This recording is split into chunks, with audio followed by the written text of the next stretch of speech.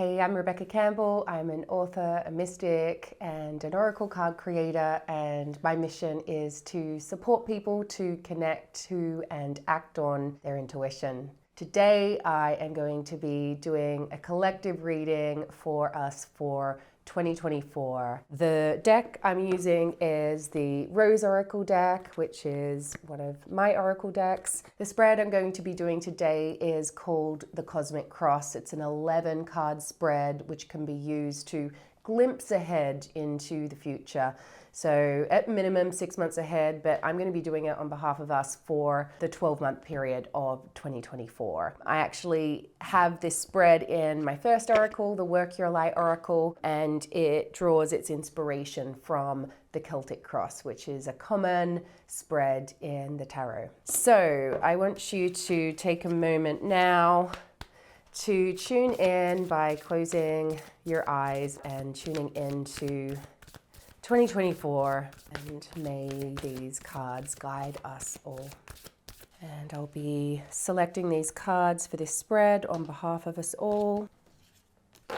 Okay, so in position 1, we have Plant Yourself Here. Position 1 represents where we are in present time, and we have Plant Yourself Here. This card is really all about integration, and I think it really does represent kind of like the year that was and the year that we're stepping into. I really believe that these times that we are living in are times of integration. Us as mystics, as healers, as medicine people, we are being called to live in the world, not separate from it.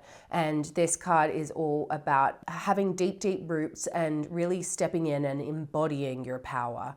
It is all about integration, grounded action, and really being a vehicle for change in the world. You can see the middle figure here is strong and rooted, and also she is not looking away. And I think that what we've seen, particularly in 2023, and my gosh, like the past 5 years really, is this invitation for us all to deepen into our human experience and not look away. I think it's a really good indication of where we are right now. So position 2 represents what your soul's calling you to do. And interestingly, and it's perfect for a collective year ahead spread. So in position 2, we have Sophia, which is all about destiny and the divine plan. We are being called to unlock the seeds that were planted within, to really be daring in trusting what our soul is calling us to do in the year ahead. And there's actually a really beautiful transmission in this deck. And so I'm going to invite us to do this now. And so maybe receiving this card, Sophia. Sophia really is the feminine force that was present at the time of creation. Sophia is a Greek word meaning wisdom, and it really does represent the wisdom within, the wisdom that's seated within us, the blueprint that's seated within. When this card appears in a spread, it really is an indication that it is time to really act on the calls of your soul, to trust that your soul had a dream, your life is it. And so I'm going to read the transmission now. I invite you to repeat after me or with me. Maybe placing your hand on your heart now for this and say, I trust in the divine plan. I activate the intelligence within my cells and unlock and act on my most expansive destiny now. So this is really about acting on the most expansive destiny. So really responding to what's rising in you, really making sure that this year is the one that you expand into your bigness, into the greatest calling. A perfect one for right now. And so in position 3 is one of my favorite cards, Codes of the Seeds. And this represents what's rising in us. It really is a sister card to the Sophia card. You can tell it's like you've got the fertile void of the winter soil when it seems like nothing would grow again. So this is a form of like winter void, and this is also a form of cosmic void. And it's a similar thread that's really at play here. So what our soul is calling us to do and what's rising within us, this really says to me, again, there's this echo of the blueprint of the soul's plan. I have been receiving from my guides, the ancient grandmothers, that we are all holding specific threads of healing for humanity. And that the tapestry of healing of humanity is so multifaceted that we can't possibly imagine the impact that each of us individually is having on the collective. And so I know at these times it's really difficult to feel like what you're doing in your healing journey is making an impact on the larger collective with everything that is going on, particularly everything that has come up for us in 2023, individually and collectively for humanity, from war to the environment. This card is an invitation to, again, we've got this integration, grounded action. So it is about, we have to take guided action. It's not just about receiving our calling and kind of dreaming into it, or receiving intuition and dreaming into it, even creative ideas and dreaming into it. All of that is pointless without embodiment, without acting on it. We chose to be here, spirit in matter, spirit in form, physical form. And the codes of the seeds, again, there is this echo of the blueprint, the divine plan. And so trusting, you can see here this beautiful woman who's in the seed beneath the seemingly barren fertile void of the soil, but within the shell of the seed exists the codes for future rose gardens. So I'm really seeing this echo of both a call for deep grounded action and integration, but also expanding into and unlocking the seeds of your destiny. So it's a year to go big, but be practical, both at the same time. So I'm loving that. Then in position 4, which represents what's falling away. So we're cyclic beings, we're never meant to be in a stagnant state. And so we're meant to be navigating change constantly, which is one reason I love oracle cards, because they're just so great at being such a support to mirror back to us and help us navigate and work out where we are on our journey. And so in this position, we've got the anointed, which again, there's a similar theme of empowerment. If you feel into these two energetically, there's a claiming of space, there's a coming of age, there's an individuation that's happening here, a rising of the phoenix. And so I'm feeling into it as a collective reading. I think fierceness is definitely required in this year ahead, but I'm feeling quite positive about the strength of the return of humanity, of us coming together as one. We definitely are in uncertainty of the mystery, like there is a little bit of that, and we're being called to have faith, to trust the thread that we are holding, and I'm really getting as well to connect in with positive ancestors from your ancestry, known and unknown. Super strong energy here as well. So then in position 5, this represents soul gifts. And what a beautiful card for us to have here. So this is really encouraging us to really trust, again, these seeds that we came in with, and to really tend to our garden. You know, these gifts that are emerging for humanity. I'm a great believer in there are creative solutions to problems that we have on the planet that don't even exist yet. And we can become vessels for those. And so whether it's through invention, whether it's through creative ideas, whether it's through different modes of healing, or literally working with our precious resources like water, trusting that there is a great potential and hope for humanity. There's great potential within each of our callings, within each of our gifts. So really, really tending to those buds, not prying them open, but trusting that there are new gifts emerging within each and every one of us. And don't be afraid of that change. Now in position 6, which really represents what is being manifested currently. So this is based on past, so to be like 2023 and previously into here. And this card is the child within. This is about being an inner mother for ourselves, but it's also a return to the goddess, a return to the feminine, a return to treating ourselves and each other as tender, innocent beings. We have had so much separation, so much division over the past few years, and it's really shone a light on the things that we maybe didn't see before. And in order for healing to happen, what has to happen is we have to look at the situation that we're in. And I think that what has happened through like cancel culture and so much war, so much divisiveness, the invitation is to return to each other, to be gentle with each other, tender with each other.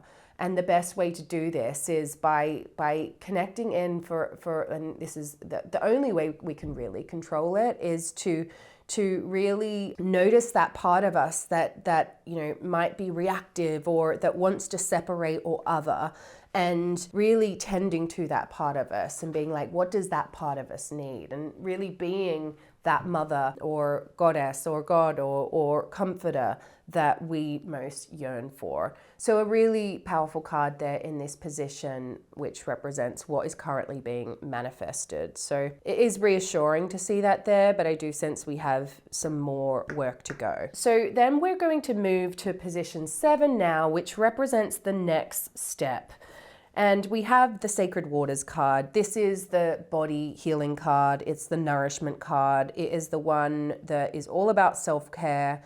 It's all about really looking after your physical body. And it's also about really looking after the body of the earth. So water being the most precious resource. Without water, nothing on earth living can survive. Water is literally the thing that gives us life here on earth. And so it really is a card of reminding us to continue to slow down, continue to nourish and replenish and rest and reset. For many of us, there's been modalities around like nervous system regulation, trauma healing, etc. And I think that this reset of recalibration of our nervous system is going to continue, but I'm feeling more regulation than there was last year. So a reminder to, as we go into the new year, don't race ahead and just like put on the brake a little bit and really do what you can through the year, particularly at the beginning of the year, to stay regulated. So next in position 8, we have what represents a past life influence. So the sacred union. This is an interesting one. This is all about outer and inner relationships. So yeah, it's very often the past life influence is the relationship theme that comes up. This card is a reminder to tend to the relationship within. And so perhaps if there's been some big relationship, a big relationship in your life, maybe there's been a bit of conflict in that relationship, or maybe you're redefining your contract with that relationship. It's about rebalancing. We had the Venus retrograde nearing the end of 2023, and it created huge shifts in relationship. And so I think that this card is really echoing those changes and to continue to integrate them into your life. And so whatever Venus retrograde in particular brought up for you around the September period in 2023, then really inviting yourself to sink into what it taught you personally and what you're being called to do to balance your outer relationships with your inner relationships as well. So next we are going into position 9, which represents what we need to know. And these two cards really do connect, and so does this one here. When you're doing a reading, you just kind of notice where the energy goes. I kind of feel it. I feel it energetically rather than necessarily seeing it, but I do notice a kind of light around these cards here. And so in this position, it really is inviting us in a similar way to these two cards to be gentle, to go gently, go slowly, to forgive ourselves just as much as everyone else. And so what we need to know is it's really a theme of compassion for each other, compassion for ourselves as well, compassion for the speed of our journey too. So it's definitely not a year to race ahead, but it is a year to trust the seeds that are planted within, to take the next right step, the next right grounded action, to expand, but in a way that you're keeping the potency. You know, I often talk about the difference between producing and creating and being a mystic versus a machine. This is a year to go in. Go in, keep the potency up, and then when the guidance comes, expand and take the next step. Especially now, we have here in position 10, which represents hopes and fears, is the Holy Grail. So the Holy Grail is a very famous story linked to Arthurian legend, and here in Glastonbury there's so much about the Holy Grail. Some people think it's an actual relic to find. Other people think it's about the feminine. Some think it's literally about the inner quest versus the outer quest. So this card in this position and this card in this deck represents stop looking outside of yourself and instead go in, go in. So again, we've got that theme of potency in here. You'll see we've got the rich red rose, which is the most vibrant of the roses, and lots of water here representing the grail, the chalice, the Holy Grail itself. And so it's a reminder to, in the position of hopes and fears, it's like feeling like you want to make the most of the year, but you also don't want to burn yourself out. It's a reminder to stop looking outside of yourself for guidance. Stop doing what you think you should do. Stop over giving, overworking, overextending, and instead come back in and really come back to that devotional space. Ask for clear guidance on the next right step. So you definitely need to be taking the grounded action this year, but go to potency first. And then be really mindful of the energy you're putting out in the world, especially with everything we're going through collectively, especially those who are in really, really difficult situation this year. A really clear card in that position. And then finally, in position 11, we have the potential outcome. So this is our collective outcome of the 12 months of 2024. And it's a really, really tender card, to be honest. It is a card of deep healing. We have here it's called the Breathing Rose. When we created this card, myself and Katie Louise, who's the beautiful artist who I co-created this deck with, we really wanted the rose to represent the breath, the rose to represent the lungs. And we know that often the lungs are connected to grief. I know that when I've been through periods of grief, sometimes even just taking a breath is difficult. And so, this is the heart healing, emotional healing. It is a card of grief, actually. But the thing about grief is that it's evidence of how much we love. And so, we have the echo here with this card of the child within, gentleness, tenderness. And so there is a real beauty of this card. It's going to be a deeply healing year for us on the planet as a whole. I'm really getting how important it is for us to keep coming in and tending to what we're being called to heal, rather than running around like crazy trying to do all the things and be good boys and girls. We're in the empowerment stage. We're in the integration stage here. So we need to trust that we each hold a thread of healing for humanity. And as each of us do our healing work individually, it is felt ancestrally, it is felt collectively. I really am liking this card in this position, because it is like potential outcome. So we've got two big themes here, which are all about like rising and trusting the seeds of your destiny, taking the next right action, definitely grounded action, but it's about going in with tenderness, with devotion. And so it's definitely a year to double down on your spiritual practice. You don't have to spend hours doing it each week. It can just be a daily practice. If you're busy with kids, you can just sing a song together, or go for a walk in nature, or create an altar with like an oracle card, for example. That's what I love doing with my family. But it's definitely a tender year, but I do have hope that it's going to be really healing. And I think that we've been through so much collectively over the past couple of years, and it does feel we're going into these next years of deep integration, deep embodied healing, not the kind of healing where it's just like all of a sudden we're like having to look at this stark new reality. I think the ground is clear, but we are still in this birthing process. So I feel good about this year. I feel very tender about this year, actually, and it makes me feel very compassionate and hopeful for us as a collective. And so I would just say, just trust the seeds that you came in with, trust that you will be led individually. And as we each are led individually, collectively, we are all doing our bit on behalf of the collective healing for humanity.